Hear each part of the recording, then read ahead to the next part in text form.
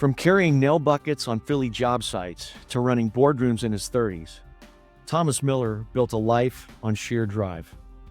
But when a devastating family crisis hit, his definition of success was shattered overnight. Today, on the Operator's Code, Thomas reveals how confronting his darkest moments changed his code forever, and why true power isn't what you take, but in what you build and what you give. Let's get to it. Thomas, before we jumped on here, you talked about how difficult it is to sort of relive some of these experiences, going back in your life and looking at who you were and how you became what you are today.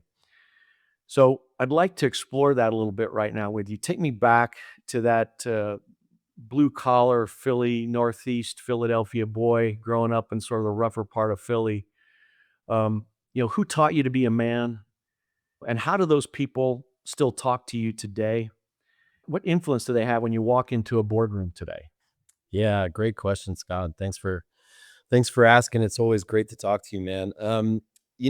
Very very different world I grew up in, from the world that I lived in for so long, and it seems that I finding meaning in trying to go back and talk to those people again, like you said. Growing up the way I grew up, which wasn't terrible. I certainly wasn't hungry. I was provided for, but blue collar part is Philadelphia, knock around guys, tough guys. I spent my childhood on construction sites with my uncles, carrying buckets of nails and picking up scraps and doing those kind of things that can make you into a man when you're a young boy. And I'm very grateful for that. And I'm grateful for the influences that I had when I was younger. But these are tough guys that are in my family. They certainly weren't wearing white collars, and they certainly weren't driving nice cars. And that wasn't really the life that we were from.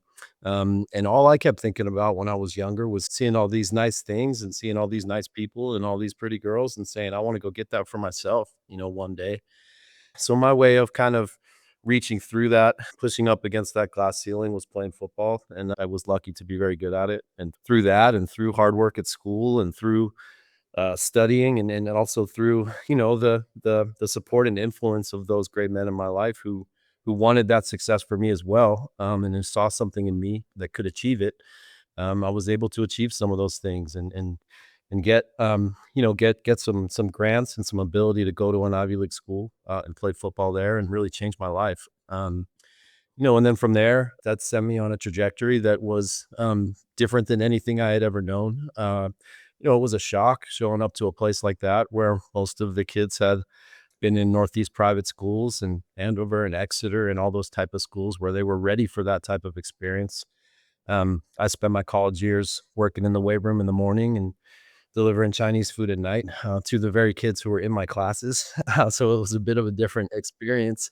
But again, feeling the chip on my shoulder and feeling that I can do these things, but I'm not there yet, always kind of drove me to want to be more, want to be bigger, want to be better, want to be more successful, and not really understanding, I think at the time, what that meant. I thought what that meant was have the biggest job and have the biggest title and make the most money.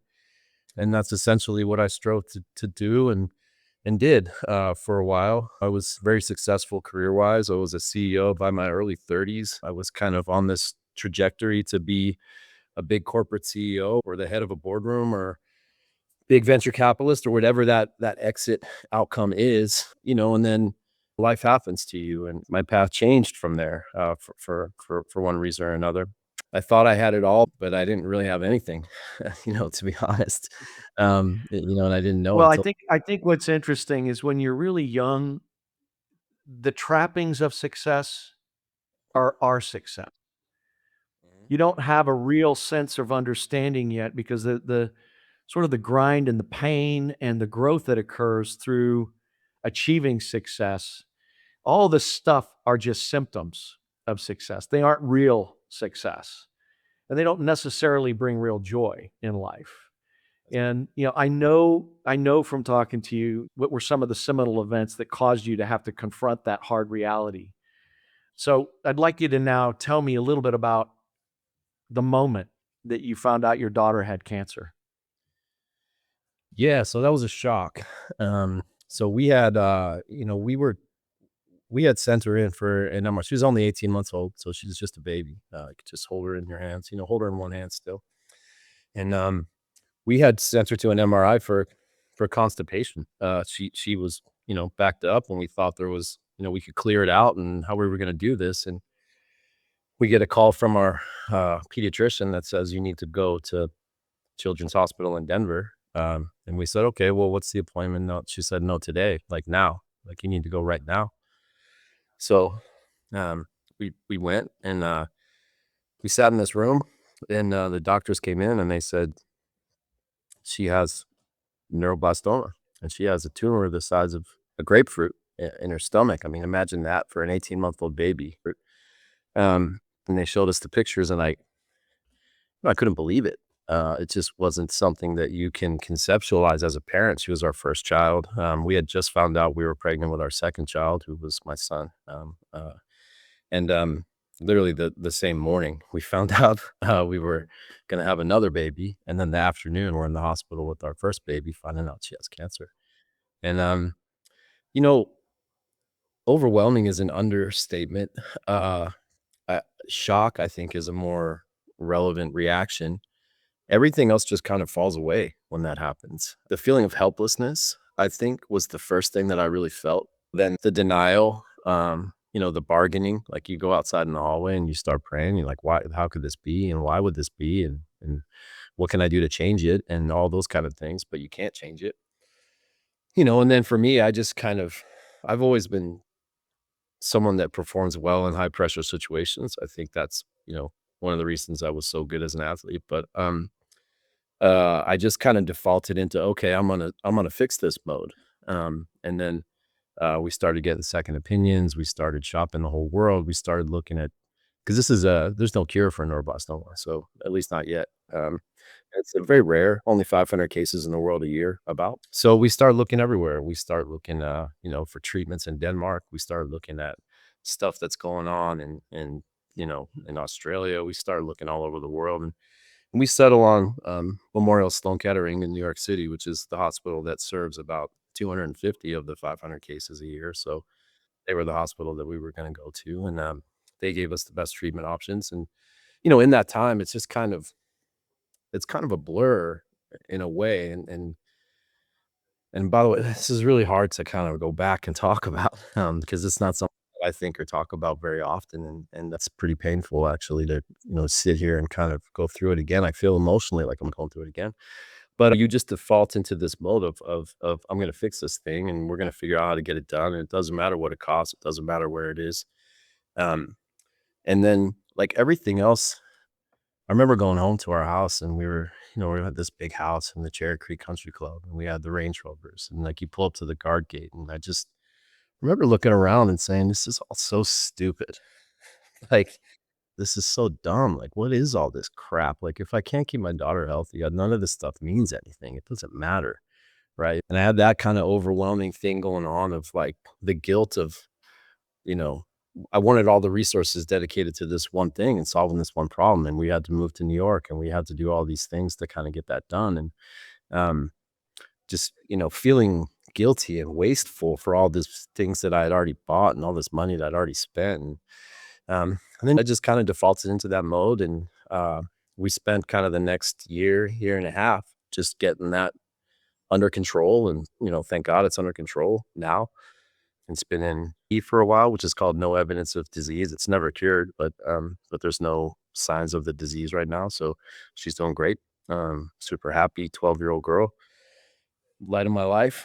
And, Scott, it really fundamentally started a change at that time, but it didn't really formulate, I think, the full change in me, because it was such a departure from my entire life that it felt like an isolated part of my life that I'd compartmentalized to a piece away from that, where it's like, okay, we have this problem, let's solve this problem. And then um, you go through this massive pain and these massive traumas. And then when things stabilize, I'm embarrassed to say this, but I kind of like reset back to who I was before, almost like, because it's almost like you want to forget that it happened, and you want your life to be normal again, and you want her life to be normal again. And, so I kind of went back to just how it was before, back to the things I thought I was supposed to be doing, and, seeking So these. somehow that realization when you're sitting at the gate of the country club, that had worn off at that point. At some point, Yeah, you're wanting to get back to, "Okay, let's go back to the gate at the country yeah, club."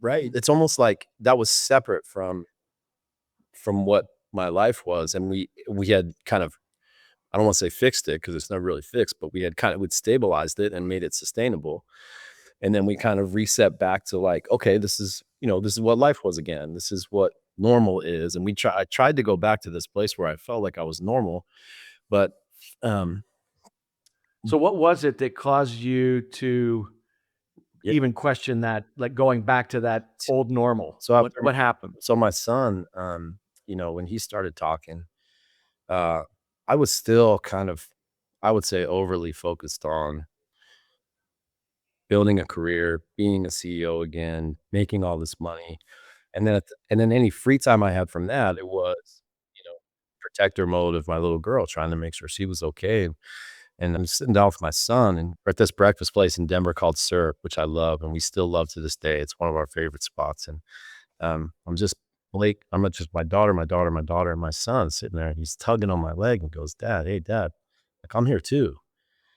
And, man, that hit me like a cinder block, Scott, like, across the side of my head where I was like, "Yeah, like, you are here too, buddy, like, and not just you, but I'm here too, and, like, we're all here too." And up until that point, I really had lived this life of extracting things from people for my own gain or for using to try to help my family or trying to, like, take from people and take from things and um, take all that I could get and keep it for myself and use it insularly for my family in a way that I thought was the right thing to do. And I don't know what it was about his face or how he said it or everything, but it just shook me to this place where I was like, you know what? Like, I don't want to live a life of extraction. Like, I want to live a life of giving all the parts of me to the people that I care about, and those parts of me aren't just money parts of me. And I started thinking back to, like, what was it like when I was a kid? Like, why did I still idolize my uncles and my dad so much? Because they didn't have any money, they didn't have any of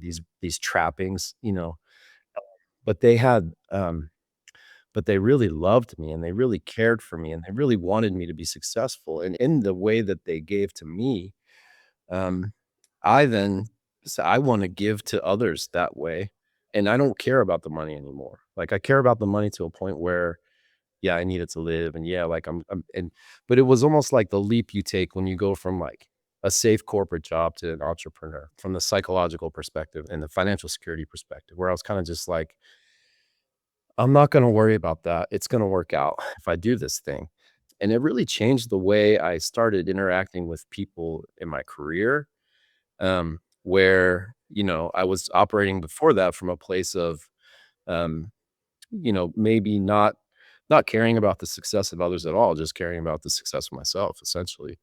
And then I started doing things where, I would bring other people bring interns in, bring younger employees in, bring start to mentor people and not mentor it because our my career mandated it, but mentor them just really because I wanted to see them succeed and I wanted to help them. And that's the point, Scott, where my business also started to flourish.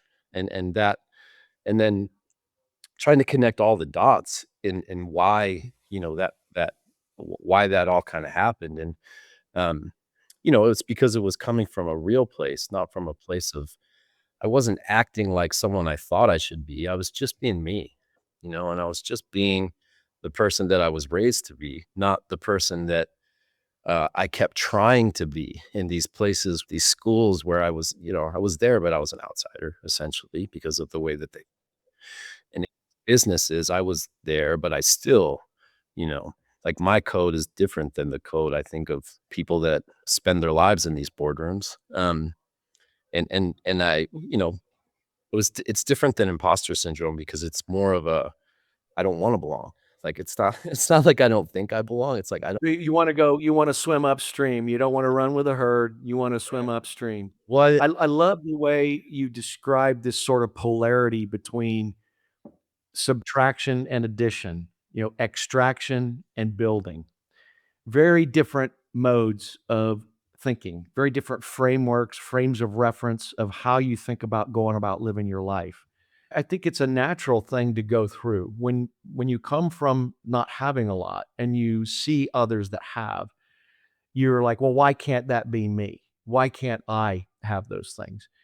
And it's really that's not even the right question. I mean, yes, you'd like to have them. There are things you don't have. You think they bring happiness and joy, but through that process of that taking that journey and making, taking that sort of energy, almost like you said, a chip on your shoulder, that anger, sort of like, I deserve this too, going out and getting it.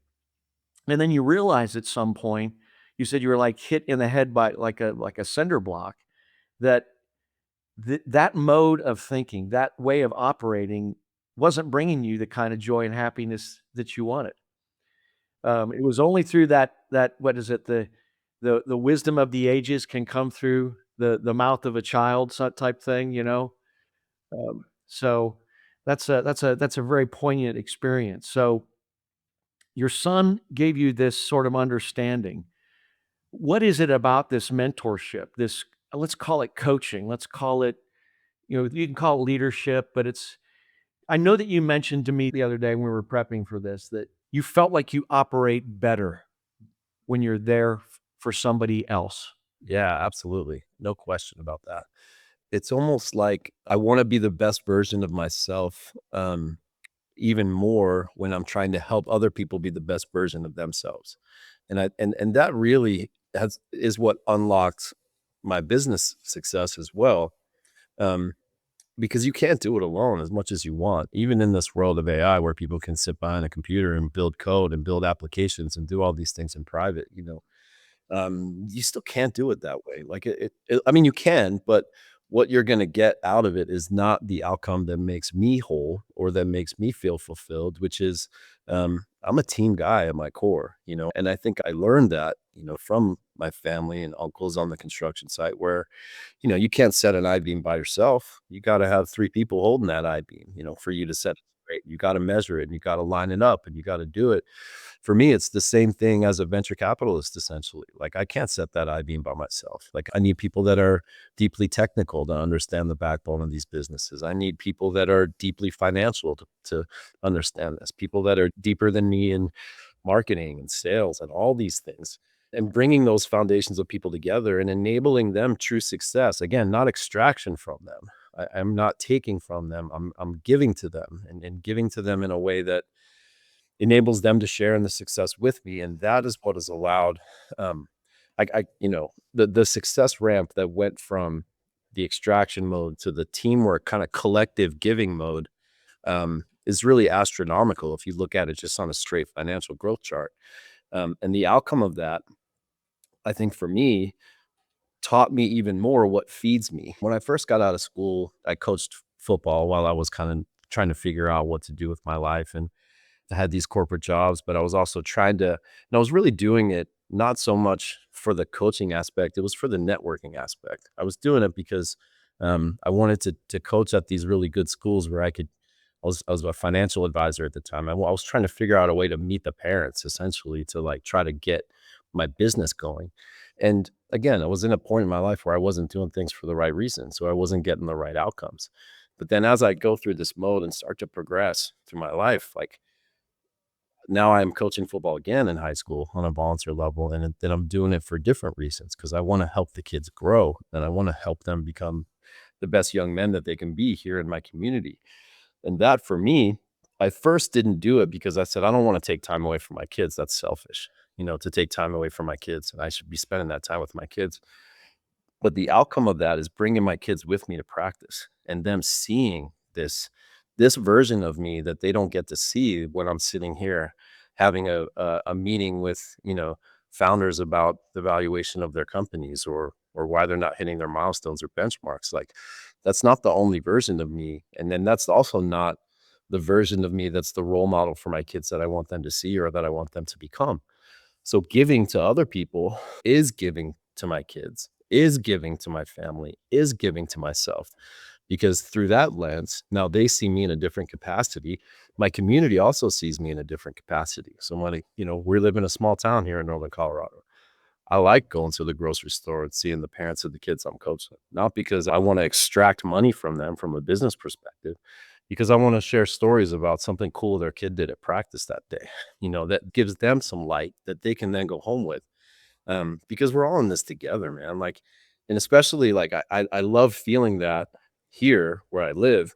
I've lived in all, lots of big cities. I lived in LA and New York, and um, you know, I just never really felt that sense of, we're all in it together. It all felt very much like, you stay in your lane, you're in your car, you go to your house, you go home, you log into your bank account, you see how you're doing, you go to bed, you do it again the next day. I think that it's detrimental, not just to our ability as a society to kind of come together and solve these bigger problems that we have, but it's detrimental to your own psyche, which for me, when I started to dive back into these things, it also it enabled and grew all the other things that I was fearful I was going to take away from by taking the time to do these things. Um, if that makes any sense. Before we jump back into the episode, it's time for this week's Operator's Truth. Growth doesn't create operational problems. It exposes the ones that you already have. The faster you grow, the harder weak systems are to ignore. Great operators don't wait for growth to expose those cracks. They strengthen the foundations first. The Operator's Code is made possible by strategic alliances. If growth is exposing challenges in your business, we help consumer brands and wholesale distribution companies build the systems that scale with confidence. You'll find our website in the description below. Now let's get back to the episode.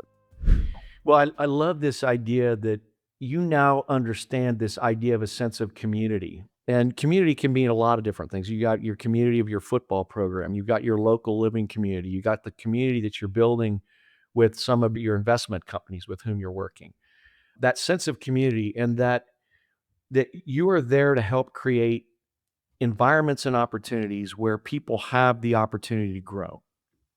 I mean, that's essentially what you're That's doing, it. Yep. is that you're creating an environment. You can't do the work for them, but you recognize the opportunities because of where you've been, that these are seminal opportunities for growth for people that I know they're ready to do it and that they can do these certain things.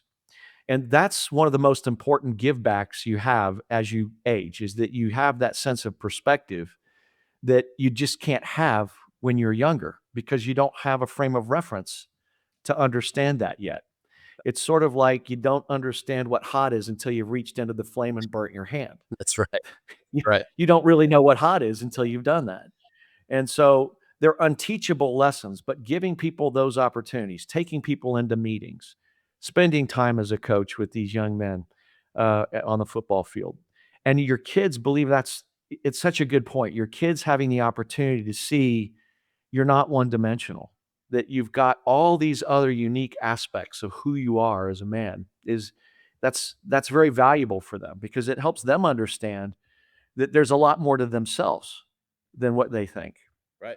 And I know that from talking to you, you've even mentioned it during that these are hard things to revisit. This Jungian idea that you're doing this shadow work. Talk to me about what that feels like right now. I mean, that what you're going through Yeah. as you revisit some of these things. That's a great question. I these last 2 days where you and I have spent a lot of time together, have been hard days. I've been in a really good place for a really long time because things are going very well for me. Um, and then to kind of go back and revisit those times where they were really dark. Um, one of the important things I learned there, Scott, is you can only get so sad. There's like everyone has like an Overton window in their head too, like where you can only go so low. It gets to a point where it starts to not matter anymore. Like um the bad things that are coming because you're already at the bottom. Well, the flip side of that is there's a ceiling too, to your Overton window. You can only get so happy and you can only get so high. And I think what's been important for me in these last 2 days is another learning and growth experience for me is like, hey, you got to remember that you're living in this space where the highs are only good because the lows existed too. And it's important to recall those moments, not to drag yourself back into the dredges all the time, but like, my friends from school are the masters of the universe now, the heads of BlackRock, the heads of these big AI companies, and I'll go see them in New York and we'll go out to lunch and they're complaining that, the lobster roll's too crispy or that their house in the Hamptons isn't on the beach, that they're one row back, and these are their problems. When I come home and I think to myself, God, I'm so happy I didn't take that path, like I'm so happy.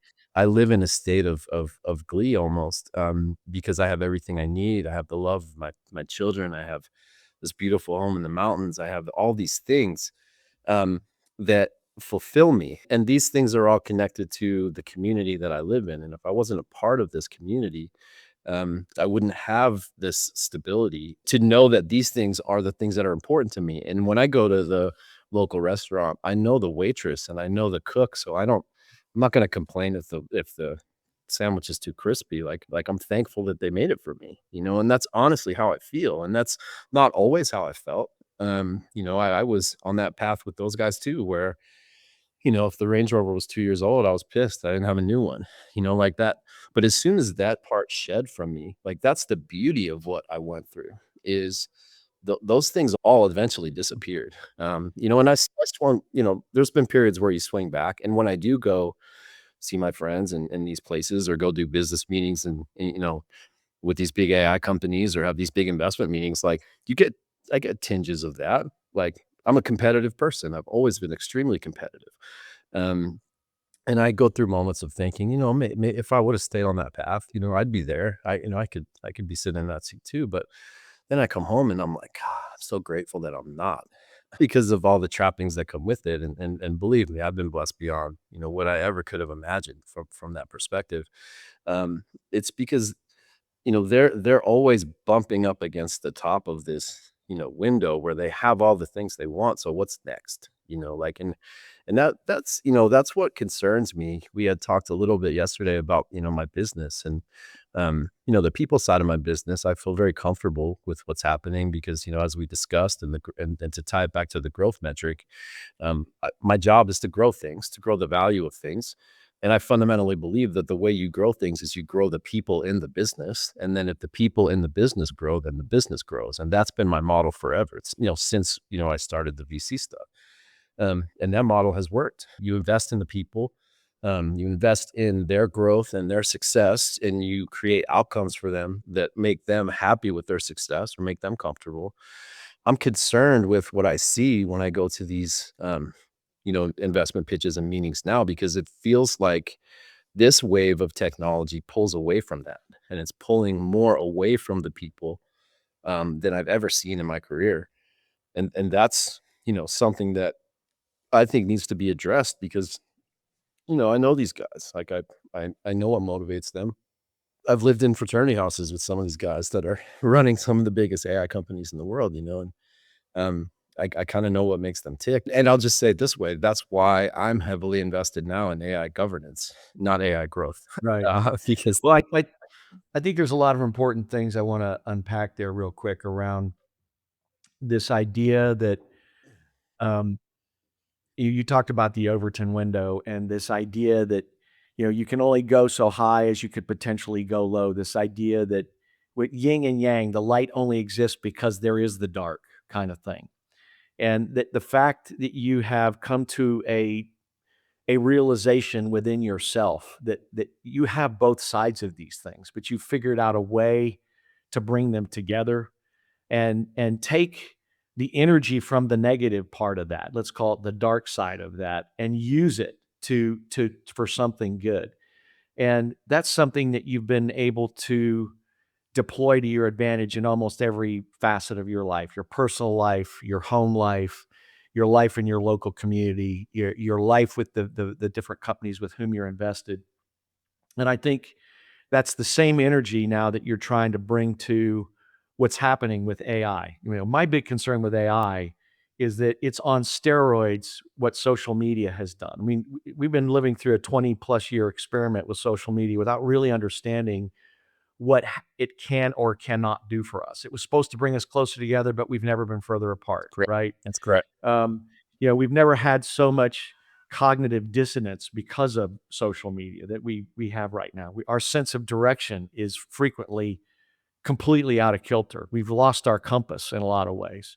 And AI, at least from my perspective, it's a two-edged sword. It could be the sword of Damocles getting ready to remove your head, or it could be something that you use that to the greatest benefit to all of humanity. But if the driving motive is to get to that next round of funding or to be the first to the IPO, I mean, Lord only knows what the outcome's going to look like. And so, I mean, from your perspective, in the investment and governance, what are your big concerns with respect to AI and how it might impact? Because AI can be deployed in a lot of different ways. I mean, it can be used in robotics. It could be used in bioengineering.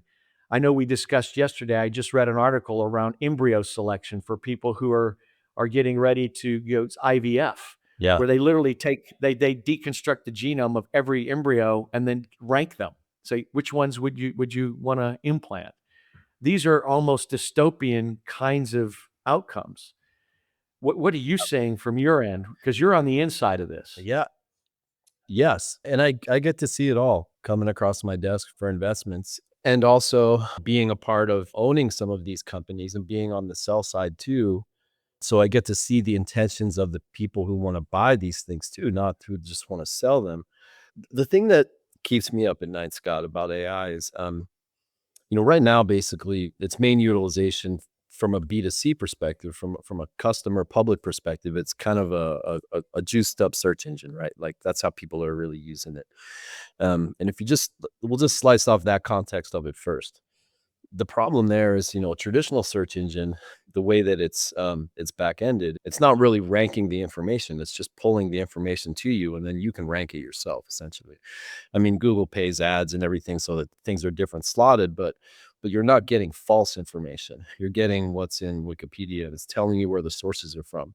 The problem with AI right now is the truth is being coded in by people on the back end and by their perceptions of what the truth is, or in some cases, what their perception is of what they want the truth to be. And that's the part to me that keeps me up at night.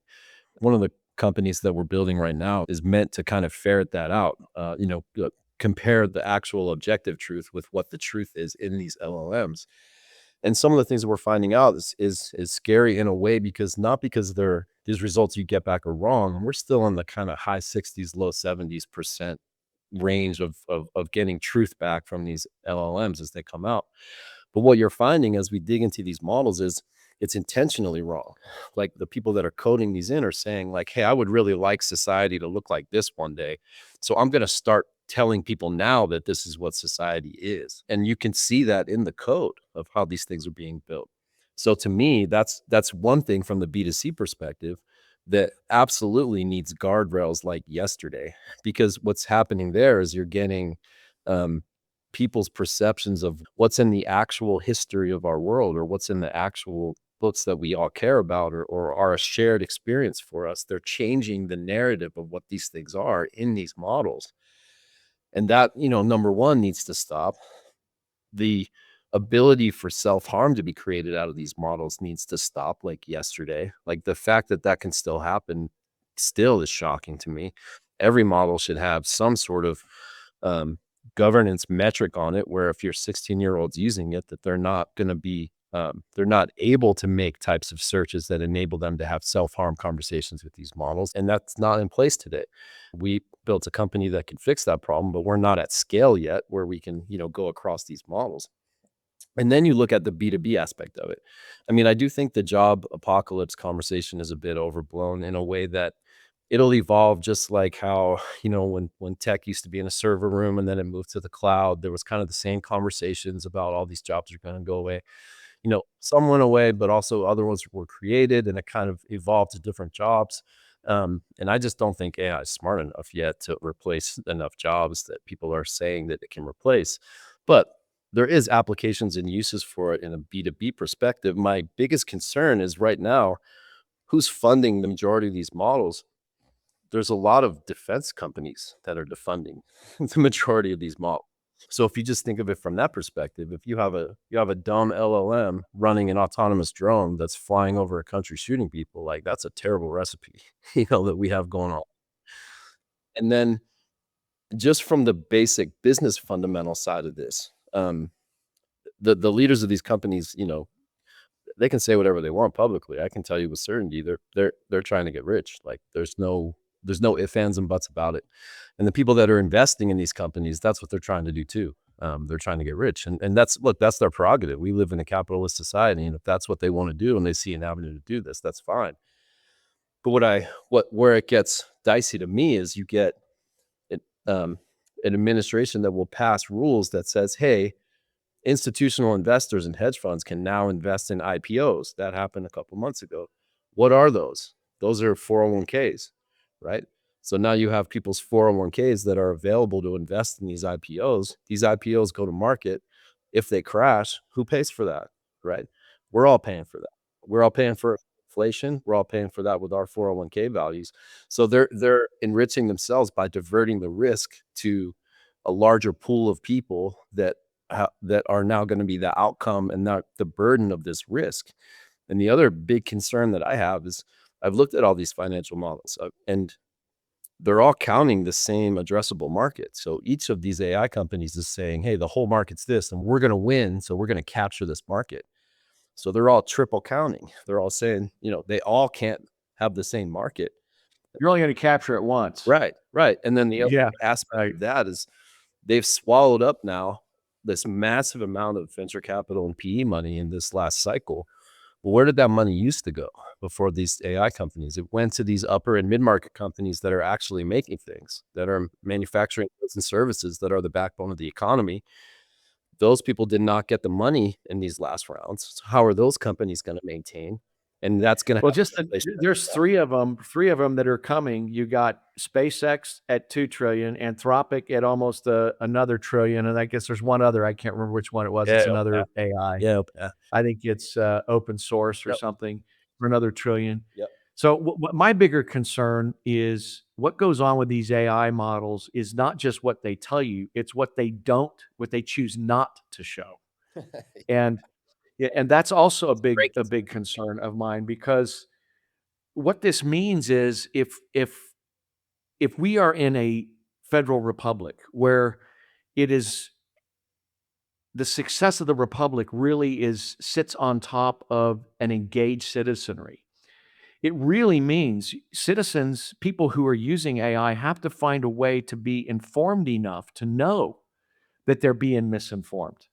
Right. And that's because you don't know what you don't know.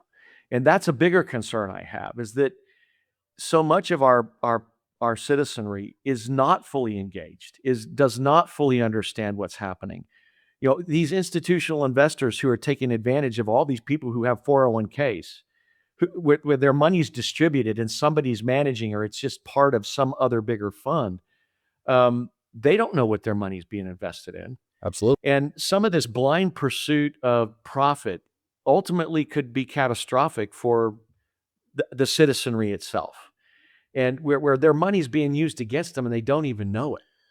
They don't even know it. It's a concentration of capital, that that hasn't been in at least, experienced since the Middle Ages, from what I can, if you do any historical reference of macroeconomics, right? No, that's good. Basically will be a feudal society if we're not careful, where very few will control most of the access to resources, and the rest of us will be the serfs working the fields, if you will. I mean, if So, you run the models out, that's what their financial models say is going to happen. I mean, and yeah, that's not me supposing or putting my view or my perception on top of this from a macroeconomic perspective. That's literally what the models say, because there's a fixed amount of money. How can there be $5 trillion companies? Right? Like right. it's not like we're going to print another 5 trillion.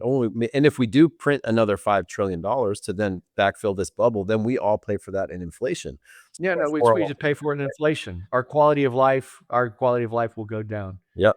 No, So no question. let's close the loop on your journey. Yeah, of You course. started off as a young man in northeastern Philadelphia, the docks areas, very blue collar. You took this journey. You went to the heights of, like modern academia and Ivy League school, rubbed shoulders with a bunch of, I don't know, kids that grew up with wealth and money, and you live that life for a while. You had an experience that sort of grounded you again on what's really important, and now you're back to the roots of, you're at home going back to the Northeast Philadelphia, visiting your family and friends. That's right. What's that feel like? What's Uh, what's different about the you today versus then? yeah. And what would you tell that young man that's getting ready to embark on that journey if you got a chance to meet with your younger self? Yeah, it's a great question, So, what's different about me today is I think that what's different is that I'm the same. And I think I'll explain that Yeah, in ways that I like that. I took a journey away from myself for a while to try to be somebody else, and try to be who I thought I should be. And that suit never quite fit me. And I think that trying to achieve these external things, created a version of me that was the worst version of me. And that version of me was one that wanted to extract things from people and wanted to take all I could get for myself. And the outcome wasn't aligned anyway, because you can only act on that for so long. People aren't dumb.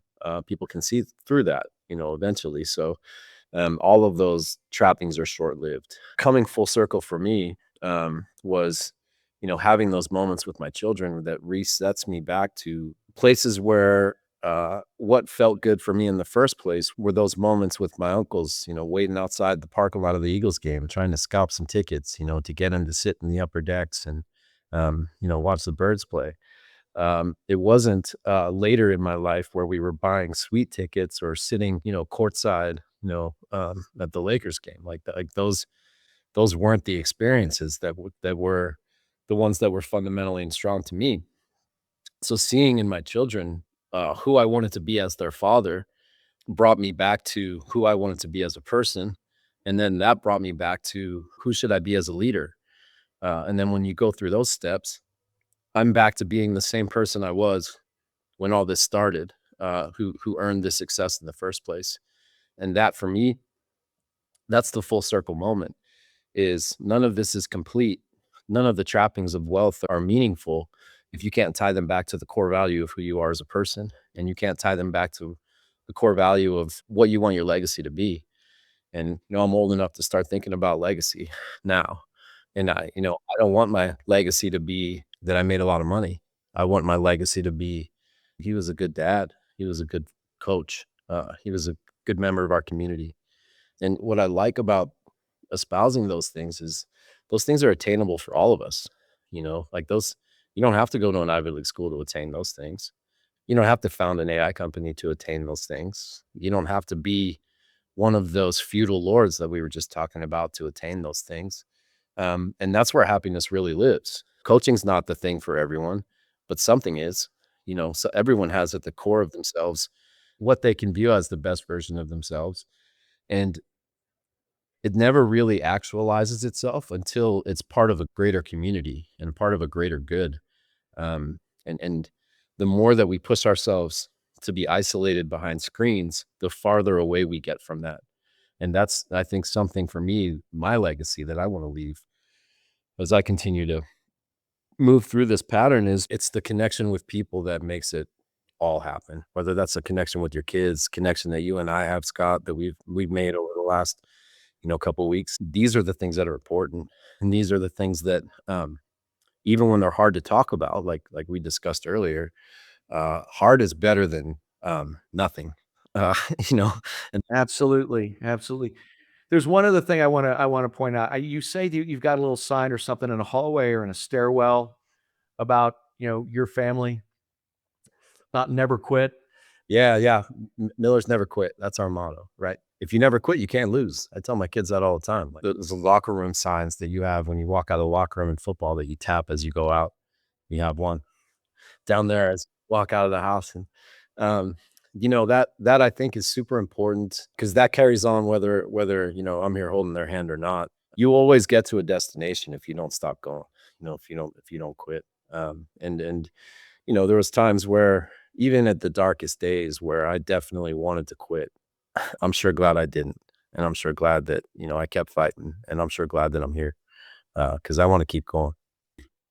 Well, man, I love that. I've often said that the only time you fail is when you quit. Yeah. You're gonna have setbacks. That's a feature of life. They're not Oh, exceptions. yeah. It's a feature. Yep. It's gonna happen. Yep.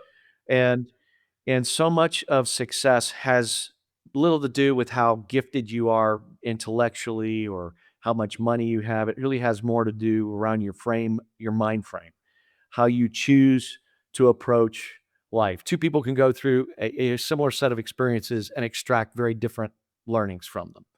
But those people who have the knack to view hardship as a means to to growth rather than as punishment tend to be the people who succeed in every facet of their life. Agreed. And that idea that never quit, I think that's actually a great place for us to just sort of end our conversation today, because I think it's one of those timeless foundational lessons that's probably so core to anybody who's ever succeeded in life is that you just don't quit. So, Thomas, I really appreciate you sharing. I know some of this stuff was not easy to discuss. I appreciate it more than you know, and I think our audience will take a great deal away from this conversation. I really appreciate your Well, time. thanks for having me, Scott. I appreciate what you're doing because I think, I've turned down a lot of these deals where, they just want to know how you got rich. And I don't want to have that conversation. I want to have this Yeah. one, which is, how do you make your community better? How do you make the world better? Because that's what I'm about. So thank you for providing me with this format. It was great to talk to you. Hey, everyone. Thank you for listening to this show. We can't tell you how much we appreciate it. Remember, the best lessons don't survive unless someone chooses to pass them on. The code you operate by today isn't just building the leader you'll be tomorrow. It's shaping the organization, the people, and the legacy that you choose to leave behind. So be intentional about it. This is the Operator's Code. I look forward to seeing you next time.